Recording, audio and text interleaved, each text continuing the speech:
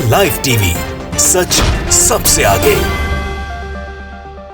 नमस्कार, the live TV आप देख रहे हैं, आपके साथ मैं हूं आदित्य कुमार।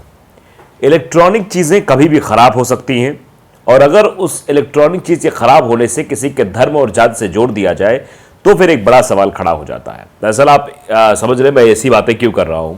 एक थिएटर में फिल्म चल रही थी द केरला स्टोरी, वहां पर एसी गड़बड़ हो जाता है जिस वजह से फिल्म थोड़ी देर के लिए रोक दी जाती है कि एसी सही हो जाए उसके बाद फिल्म चलाई जाएगी। एसी गड़बड़ है तो उसको जो है पूरी तरीके से उस जो सिनेमा के मालिक होते हैं उनको टारगेट किया जाता है, क्योंकि उनका नाम मीर फैसल यानी कि मुस्लिम नाम होने की वजह से उनको निशाना बनाने की कोशिश की जाती है। उनके साथ मारपीट तक की भी नौबत आ जाती है।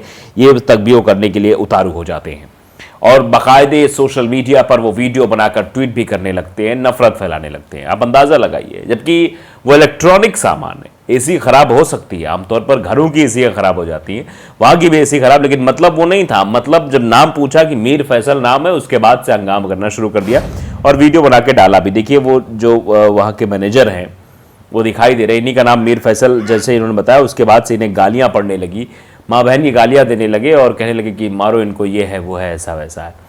और बाकायदा ट्वीट भी किया जाए। राजेश पठानिक नाम के हैं ट्विटर यूजर, लिखते हैं कि hey India Cinepolis, this is what happened yesterday at AUD02 in Bhubaneswar. यानी भुवनेश्वर में ये क्या हो रहा था, सिनेपोल देखिए।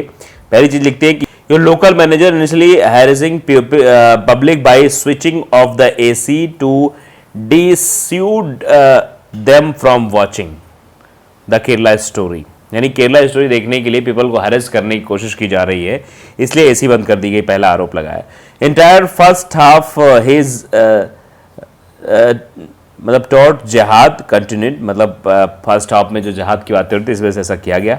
3 upon asking about why national anthem not played before the movie, मतलब इसमें ये भी जोड़ दिया कि भाई नेशनल एंथम क्यों नहीं हुआ before the story. His answer was some Saurabh Tiwari from Delhi has issued instruction not to play national anthem. Let me assure you, India Cinepols, if you don't take remedial measure on this, then you will be compelled to pull your shutters down here in Bhubaneswar. The public will ensure it. यानी public कह रही है भुवनेश्वर की भैया shutter बंद कर दिया जाएगा और उसमें वीडियो भी साझा की गई है और बहुत सारी चीजें भी लिखी गई। अब विनोद कापड़ी ने इसी ट्वीट को रीट्वीट करते हुए क्या कुछ लिखा है वो भी जरा आप सुन लीजिए। विनोद कापड़ी ने बाकायदे लिखा कि भुवनेश्वर के इंडिया सिनेपोल थिएटर का एसी काम नहीं कर रहा था, जो किसी भी थिएटर के साथ कभी भी हो सकता है।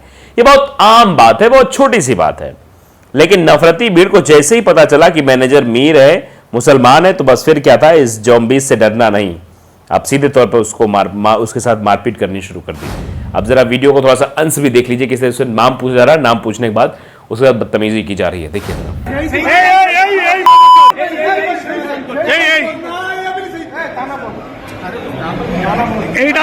भुवनेश्वर,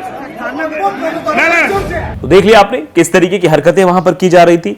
और बाकायदे लोग लिख रहे, एक मोहम्मद नाकबुल गौस हैं, वो लिखते हैं कि आप किस अधिकार से कुत्ते की तरह भौंक रहे हैं, ना आप जज हैं और ना ही पुलिस अधिकारी। एक जिम्मेदार नागरिक के रूप में आपको केवल अपनी शिकायत दर्ज करनी है। वास्तव में उन लोगों के खिलाफ कार्रवाई की जानी चाहिए जो चिल्ला रहे हैं और एक कर्मचारी को धमका रहे हैं। इसी तौर पे लोग कह रहे हैं, क्योंकि उस वीडियो में जो दिखाई दे रहा है, जो वीडियो हमने भी आपको दिखाया, उसमें किस तरीके से उस कर्मचारी का नाम पूछा जा रहा है, नाम पूछकर उसको जो है धमकाया जा रहा है, मारने की धमकी दी जा रही है, गालियां तक भी दी गई थी। आप समझिए इस तरीके की चीजें की जा रही थी। राजेश अग्रवाल नाम यूजर लिखते हैं कि this is third day of movie, I don't know what exactly happened but no one should abuse the staffs without any clarification. This is दादागिरी and this incident will ruin Odisha hospitality. इसी तौर पर कहा जा रहा है कि ये जो किया गया है ये थर्ड डे ऑफ मूवी का है, मूवी का तीसरा दिन है।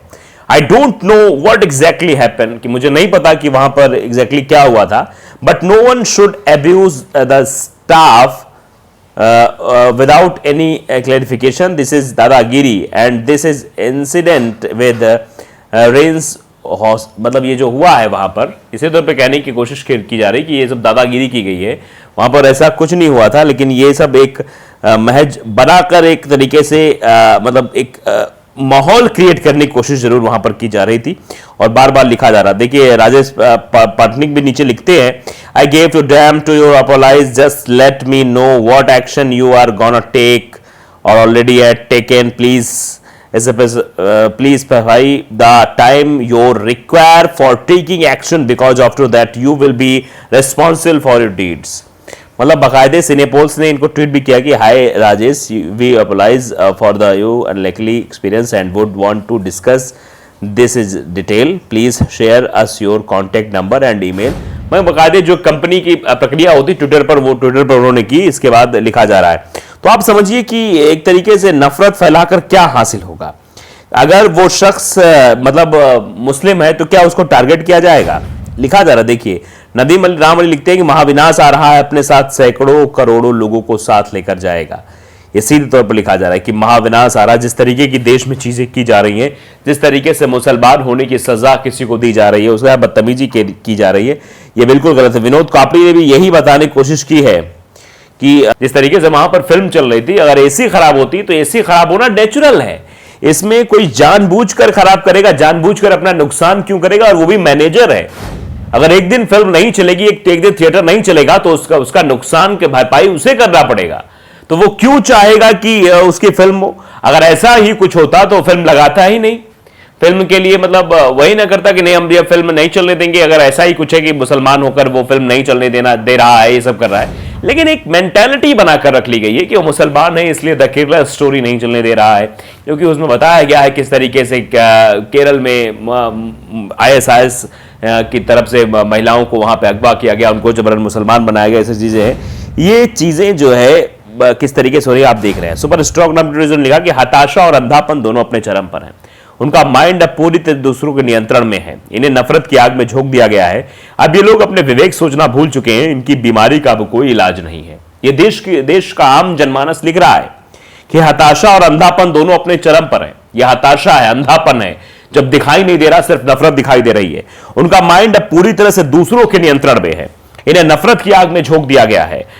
अब ये लोग अपने विवेक से सोचना भूल चुके हैं, इनकी बीमारी का अब कोई इलाज नहीं है। इन लोगों का विवेक पर चुका है, अब इनकी बीमारी का कोई इलाज नहीं है। कोई इनका इलाज करे, आके इनको दिखाए, इनको समझाए कि जो कर रहे हैं क्या कुछ हो रहा है, गलत हो रहा है। एम नाम के ट्विटर यूजर है, मुदिता नाम के ट्विटर यूजर है, वो भी लिखती हैं कि अब डरने की जरूरत है। ओडिशा तो हमेशा से पीसफुल रहा है, मतलब यहां पर कोई ऐसी घटनाएं नहीं हुई है, यहां पर कोई ऐसा विध्वंस नहीं हुआ है, पीसफुल रहा है, कोई बड़ा राइट अभी तक नहीं हुआ है, दोनों कम्युनिटी के बीच कभी भी इतना मतभेद नहीं रहा है।